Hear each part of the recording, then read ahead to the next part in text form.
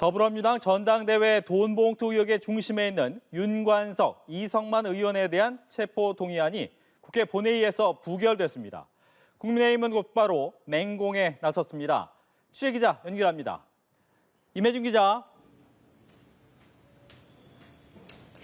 네, 오늘 본회의에서는 무소속 윤관석, 이성만 의원에 대한 체포동의안이 상정됐는데요.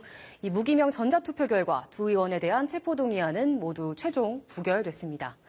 이 현역 의원에 대한 법원의 영장 심사를 위해서는 재적 의원 과반 출석에 과반의 찬성표가 필요하지만 이 다수 의석을 보유한 민주당 측 표심이 이 반대 및 기권표에 쏠린 결과라는 분석이 나옵니다. 우리 당 의원들의 경우에는 검찰의 수사가 과도하고 무리한 영장 선고였다라는 의견이 많았던 것 같습니다. 네, 민주당의 체포안 가결 압박에 나섰던 국민의힘은 당장 민주당이 또다시 두 의원에게 방탄조끼를 입혔다며 즉각 비판했습니다.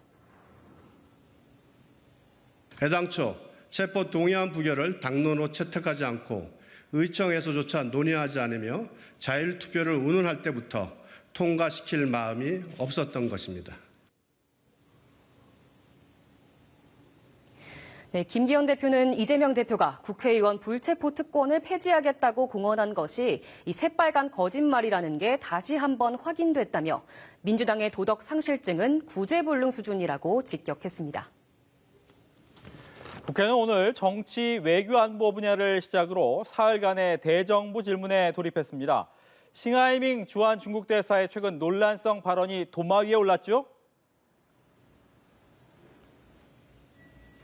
네, 대정부 질문 첫날인 오늘 싱하이밍 주한 중국 대사가 최근 민주당 이재명 대표와의 회동에서 한 발언이 집중 거론됐습니다. 국민의힘 김석기 의원은 싱 대사에 대해선 경고 조치를 넘어 추방도 검토해야 한다고 주장했습니다.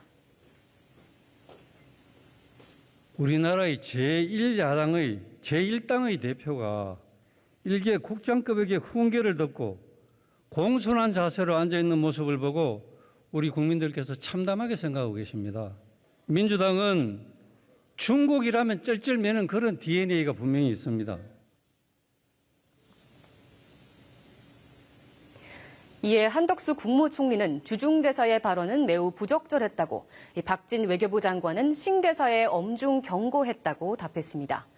반면 민주당은 한중 관계 악화의 책임은 윤석열 정부의 편향된 외교 기조에 따른 것이란 취지의 주장을 폈습니다. 대만 문제에 대한 대통령의 발언이나 우크라이나에 대한 군사적 지원 가능성을 운운하는 이런 것들이 결국 러시아와 중국을 자극하고 적대시하는 것 아니었습니까? 이 밖에 대정부 질문에서는 후쿠시마 오염수 문제도 도마 위에 올랐습니다.